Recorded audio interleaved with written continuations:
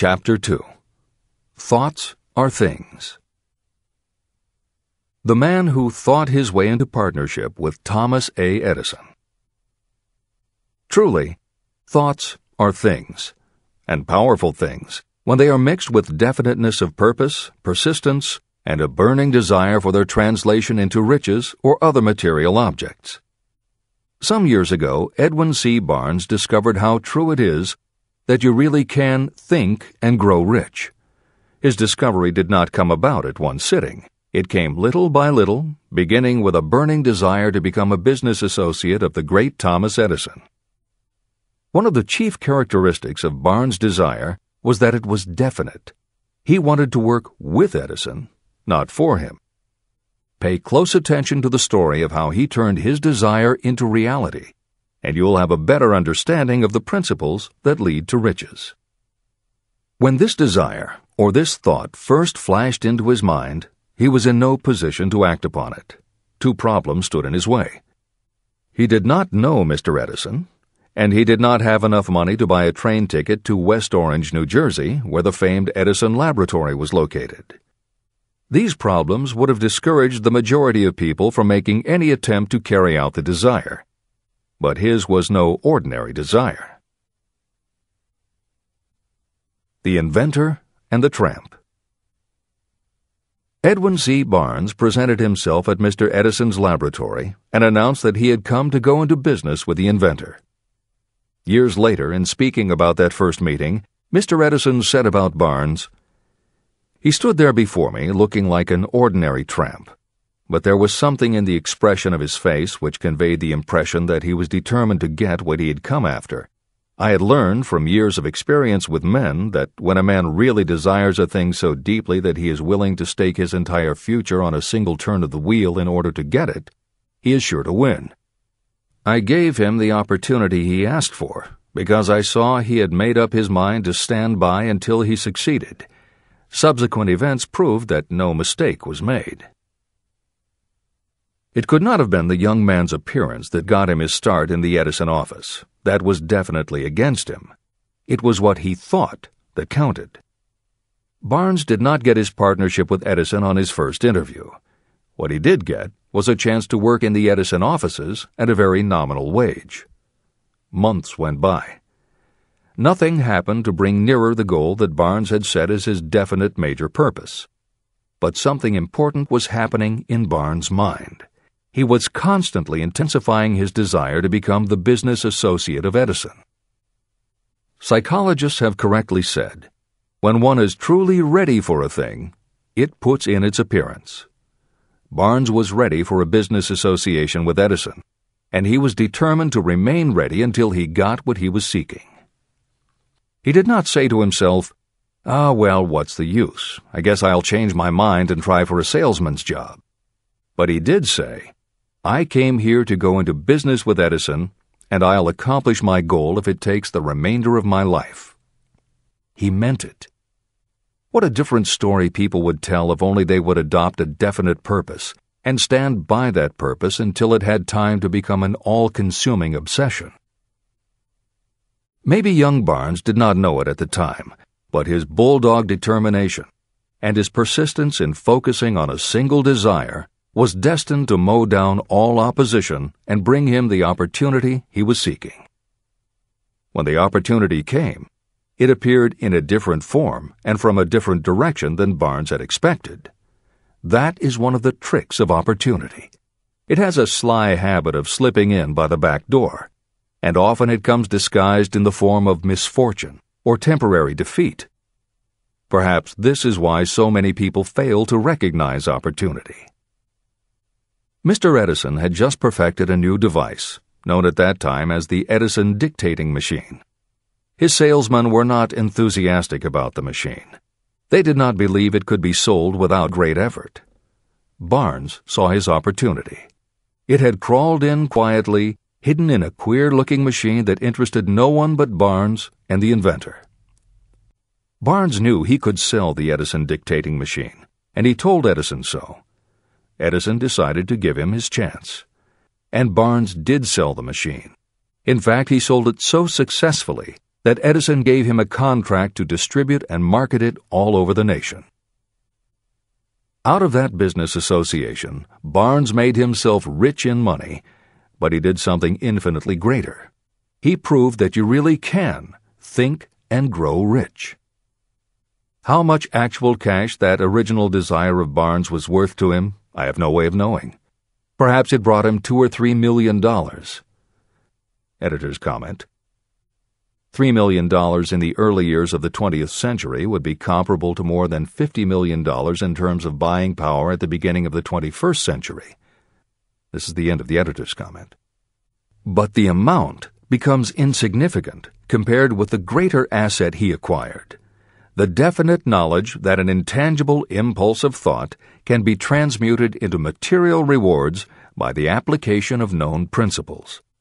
Barnes literally thought himself into a partnership with the great Edison. He thought himself into a fortune. He had nothing to start with except knowing what he wanted and the determination to stand by that desire until he realized it.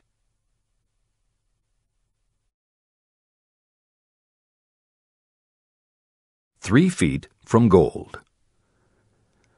One of the most common causes of failure is the habit of quitting when you're overtaken by temporary defeat.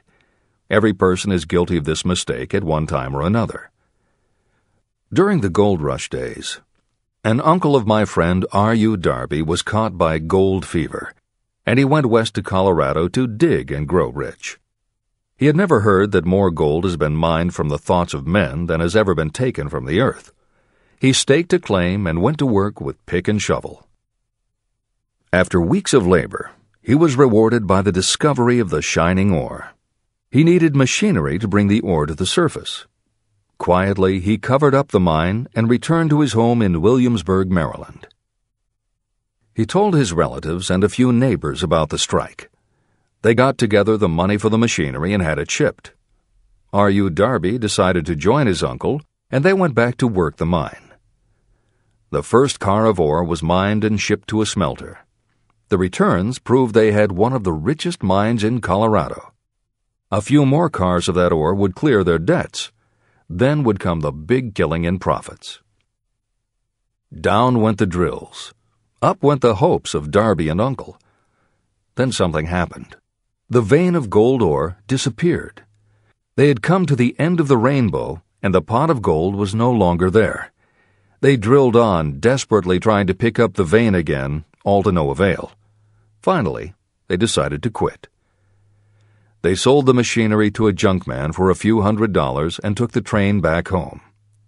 The junkman called in a mining engineer to look at the mine and do a little calculating. The engineer advised that the project had failed because the owners were not familiar with fault lines. His calculations showed that the vein would be found just 3 feet from where the Darbys had stopped drilling. And that is exactly where it was found. The junkman took millions of dollars in ore from the mine because he knew enough to seek expert counsel before giving up. Long afterward, Mr. Darby recouped his loss many times over when he made the discovery that desire can be transmuted into gold. The discovery came after he went into the business of selling life insurance. Never forgetting that he lost a huge fortune because he stopped 3 feet from gold, Darby profited by the experience in his newly chosen field. He simply said to himself, "I stopped 3 feet from gold, but I will never stop because men say no when I ask them to buy insurance." Darby became one of a small group of men who sell over $1 million in life insurance annually. He owed his stickability to the lesson he learned from his quitability in the gold mining business. Before success comes in anyone's life, that person is sure to meet with much temporary defeat, and perhaps some failure. When defeat overtakes a person, the easiest and most logical thing to do is to quit. That is exactly what the majority of people do. More than 500 of the most successful people this country has ever known told me their greatest success came just one step beyond the point at which defeat had overtaken them. Failure is a trickster with a keen sense of irony and cunning. It takes great delight in tripping you just when success is almost within reach. Editor's comments. Napoleon Hill's creed, "Every failure brings with it the seed of an equivalent success," was the inspiration for entrepreneur and motivational speaker Wayne Allen Root to write his book, The Joy of Failure. Published in the late 1990s, it not only tells Wayne's personal story of using his failures as stepping stones to success, he also recounts stories from other successful people, which prove that the rich and famous got to be that way only because of what they learned from their failures. People such as Jack Welch, the hugely successful CEO of General Electric, who early in his career failed dramatically when a plastics plant for which he was responsible blew up. Billionaire Charles Schwab was a failure at school and university, flunking basic English twice due to a learning disability, and then failed on Wall Street more than once before he thought of the idea that grew to make him very rich indeed. Sylvester Stallone, Bruce Willis, Oprah Winfrey, Bill Clinton, Stephen Jobs, Donald Trump, and a host of other equally well-known achievers all had to fail in order to learn the lessons that ultimately made them successes. Every one of them was a failure, but none of them was defeated. Charles F. Kettering, who patented more than 200 inventions including the automobile ignition, the spark plug, Freon for air conditioners, and the automatic transmission, said, "From the time a person is 6 years old until he graduates from college, he has to take 3 or 4 examinations a year. If he flunks once, he is out. But an inventor is almost always failing. He tries and fails maybe 1,000 times. If he succeeds once, then he's in." These two things are diametrically opposite. We often say that the biggest job we have is to teach a newly hired employee how to fail intelligently. We have to train him to experiment over and over and to keep on trying and failing until he learns what will work. Failures are just practice shots. This is the end of the editor's comment.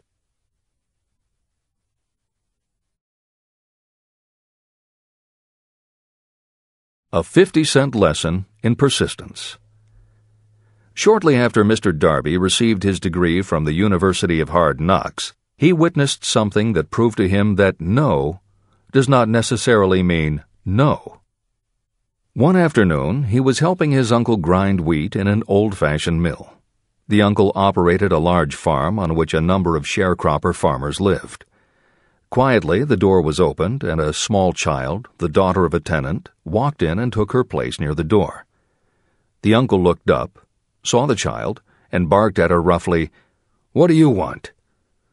Meekly, the child replied, "My mom says to send her 50 cents.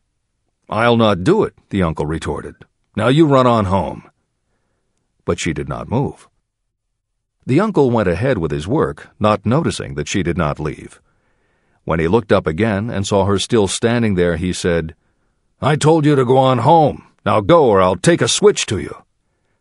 But she did not budge. The uncle dropped a sack of grain he was about to pour into the mill hopper and started toward the child. Darby held his breath. He knew his uncle had a fierce temper.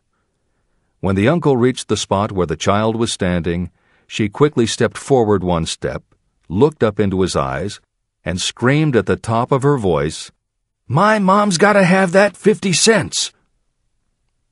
The uncle stopped, looked at her for a minute, put his hand in his pocket, took out $50, and gave it to her. The child took the money and slowly backed toward the door, never taking her eyes off the man whom she had just conquered. After she had gone, the uncle sat down on a box and looked out the window into space for more than 10 minutes. He was pondering, with awe, over the whipping he had just taken. Mr. Darby, too, was doing some thinking. This was the first time in all his experience that he had seen a child deliberately master an adult. How did she do it? What happened to his uncle that caused him to lose his fierceness and become as docile as a lamb? What strange power did this child use that made her master of the situation? These questions flashed into Darby's mind, but he did not find the answer until years later when he told me the story. Strangely, the story of this unusual experience was told to me in the old mill on the very spot where the uncle took his whipping. As we stood there in that musty old mill, Mr. Darby repeated the story and finished by asking, "What can you make of it? What strange power did that child use that so completely whipped my uncle?" The answer to his question will be found in the principles described in this book. The answer is full and complete. It contains enough details and instructions for you to understand and apply the same force that the little child accidentally stumbled upon. Keep your mind alert, and you will learn exactly what strange power came to the rescue of the child. You may catch a glimpse of the power in this chapter, or it may flash into your mind in some later chapter. If you stay alert to the possibility, somewhere you will find the idea that will quicken your receptive powers and place at your command this same irresistible power. It may come in the form of a single idea, or it may come as a complete plan or a purpose. It may even cause you to go back over your past experiences of failure or defeat, and in doing so, it may bring to the surface some lesson by which you can regain all that you lost through defeat. After I had explained to Mr. Darby the power unwittingly used by the little child, he mentally retraced his 30 years as a life insurance salesman. As he did so, it became clear to him that his success was due, in no small degree, to the lesson he had learned from the child. Mr. Darby pointed out, "Every time a prospect tried to bow me out without buying, I saw that child standing there in the old mill, her big eyes glaring in defiance, and I said to myself, 'I've got to make this sale.' The better portion of all sales I have made were made after people had said no." He also recalled his mistake in having stopped only 3 feet from gold. "But," he said, "that experience was a blessing in disguise. It taught me to keep on keeping on, no matter how hard the going may be. A lesson I needed to learn before I could succeed in anything." Mr. Darby's experiences were commonplace and simple enough, yet they held the answer to his destiny in life.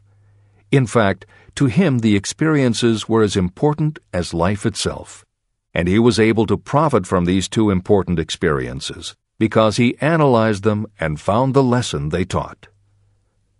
But what if you don't see the events of your life as being experiences of such profound significance?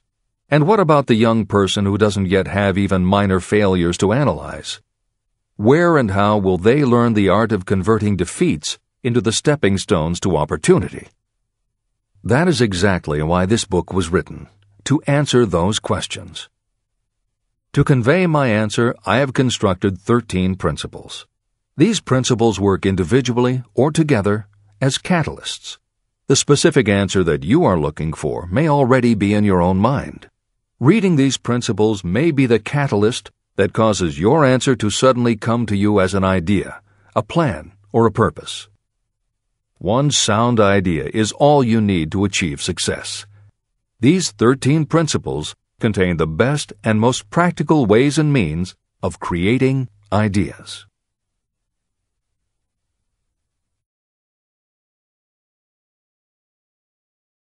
Success consciousness.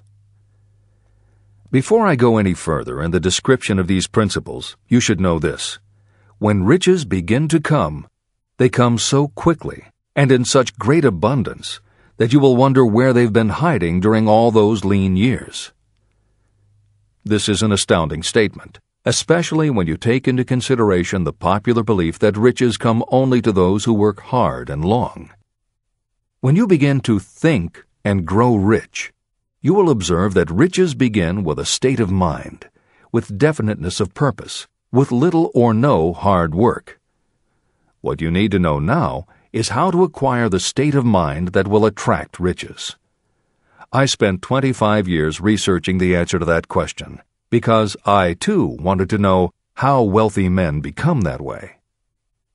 What you will learn is that as soon as you master the principles of this philosophy and begin to apply those principles, your financial status will begin to improve. Everything you touch will begin to transmute itself into an asset for your benefit. Impossible? Not at all. One of the main weaknesses the average person suffers is too much familiarity with the word impossible. We know all the rules that will not work. We know all the things that cannot be done. This book was written for those who seek the rules that have made others successful and are willing to stake everything on those rules. Success comes to those who become success conscious. Failure comes to those who allow themselves to become failure conscious. The object of this book is to help you learn the art of changing your mind from failure consciousness to success consciousness. Another weakness is the habit of measuring everything and everyone by your own impressions and beliefs. Some of you reading this will have trouble believing that you can think and grow rich because your thought habits have been steeped in poverty, misery, failure, and defeat. This kind of thinking reminds me of the story about the man who came from China to study at the University of Chicago. One day, President Harper met this young man on campus and stopped to chat with him for a few minutes. He asked what had impressed him as being the most noticeable characteristic of the American people. "Why," the student exclaimed, "the unusual shape of your eyes." It's all a matter of perspective and habit. The same is true of your belief in what a person can achieve. If you have formed the habit of seeing life only from your own perspective, you may make the mistake of believing that your limitations are in fact the proper measure of limitations.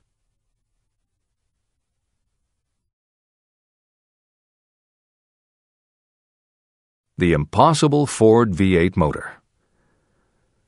When Henry Ford decided to produce his famous V8 motor, he chose to build an engine with the entire 8 cylinders cast in one block. Ford instructed his engineers to produce a design for the engine. The design was drawn up on paper, but the engineers agreed to a man that it was simply impossible to cast an 8-cylinder engine block in one piece. Ford said, "Produce it anyway." But they replied, "It's impossible." "Go ahead," Ford commanded, "and stay on the job until you succeed, no matter how much time is required." So the engineers went ahead. 6 months went by. Nothing happened. Another 6 months passed, and still nothing. The engineers tried every conceivable plan to carry out the orders, but the thing seemed out of the question. Impossible. At the end of the year, Ford again checked with his engineers, and again they told him they had found no way to carry out his orders. "Go right ahead," said Ford. "I want it, and I'll have it." They went ahead. And then, as if by a stroke of magic, the secret was discovered. The Ford determination had won once more. Henry Ford was a success because he understood and applied the principles of success. One of these principles is desire, knowing clearly what you want. Remember this Ford story as you continue reading this book. Pick out the lines in which the secrets of his stupendous achievement have been described. If you do this, if you can put your finger on those particular principles that made Henry Ford rich, you may equal his achievements in almost any calling for which you are suited. Editor's comments. To those readers who may interpret Ford's actions as nothing more than obstinacy, the editors would point out that he was employing a technique that has become a common part of strategic planning in many industries, including aerospace, computers, medicine, and the military. When launching large, complicated, long-term projects, the planners often know that at certain points along the way they will need components that simply do not yet exist. The fact that at the beginning there is no way to get from A to B does not deter them. There are many parts of the project they can get started on now, and they just assume that by the time they get to the point where they will need a technology or a device, they will have solved the problem of making it, and they have been proven right time and again. Stated simply, the technique is to clearly know what you want to accomplish, have faith in your ability to do it, and persist until you have accomplished your goal. This is the end of the editor's comments.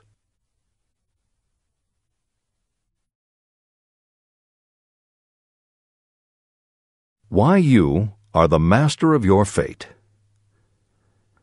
When the famed English poet William Henley wrote the prophetic lines, "I am the master of my fate, I am the captain of my soul," he should have informed us that the reason we are the masters of our fate, the captains of our souls, is that we have the power to control our thoughts. He should have told us that it is because in some way our brains become magnetized with the dominating thoughts that we hold in our minds. And it is as though our magnetized minds attract to us the forces, the people, and the circumstances of life that are in sync with our dominating thoughts. He should have told us that before we can accumulate riches in great abundance, we must magnetize our minds with intense desire for riches. That we must become money-conscious until the desire for money drives us to create definite plans for acquiring it. But being a poet, Henley contented himself by stating a great truth in poetic form, leaving those who followed him to interpret the philosophical meaning of his lines. Little by little, the truth has unfolded itself, until I have come to know with certainty that the principles described in this book hold the secret of mastery over our economic fate. Principles that can change your destiny. We are now ready to examine the first of these principles, and as we do, I ask you to maintain a spirit of open-mindedness. Remember as you read that these principles are not my invention, nor are they the invention of any one person. These principles have worked for literally millions of people. You, too, can put them to work for you and your own enduring benefit. You will find it easy, not hard to do. Some years ago, I delivered the commencement address at Salem College in Salem, West Virginia. I emphasized with so much intensity the need to have a burning desire that one of the members of the graduating class became completely convinced and made it a cornerstone of his own philosophy. That young man became a congressman and an important factor in President Franklin D. Roosevelt's administration. He wrote me a letter in which he so clearly stated his opinion of the principle of desire outlined in the next chapter, that I have chosen to publish his letter as an introduction to that chapter. It gives you an idea of the rewards to come. My dear Napoleon, my service as a member of Congress having given me an insight into the problems of men and women, I am writing to offer a suggestion which may become helpful to thousands of worthy people. In 1922, you delivered the commencement address at Salem College, when I was a member of the graduating class. In that address, you planted in my mind an idea, which has been responsible for the opportunity I now have to serve the people of my state, and will be responsible, in a very large measure, for whatever success I may have in the future. I recall, as though it were yesterday, the marvelous description you gave of the method by which Henry Ford, with but little schooling, without a dollar, with no influential friends, rose to great heights. I made up my mind then, even before you had finished your speech, that I would make a place for myself, no matter how many difficulties I had to surmount. Thousands of young people will finish their schooling this year and within the next few years. Every one of them will be seeking just such a message of practical encouragement as the one I received from you. They will want to know where to turn, what to do to get started in life. You can tell them, because you have helped to solve the problems of so many, many people. There are thousands of people in America today who would like to know how they can convert ideas into money. People who must start from scratch, without finances, and recoup their losses. If anyone can help them, you can. If you publish the book, I would like to own the first copy that comes from the press, personally autographed by you. With best wishes, believe me, cordially yours, Jennings Randolph. Since that time in 1922, I watched Jennings Randolph rise to become one of the nation's leading airline executives, a great inspirational speaker, and a United States Senator from West Virginia. 35 years after I made that speech, it was my pleasure to return to Salem College in 1957 and deliver the baccalaureate sermon. At that time, I received an honorary Doctor of Literature degree from Salem College. Editor's comments.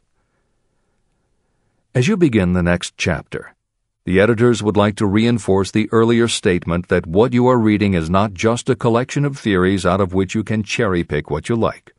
The 13 principles of success were proven by the real-life experiences of the long list of famous successful people cited earlier by Napoleon Hill.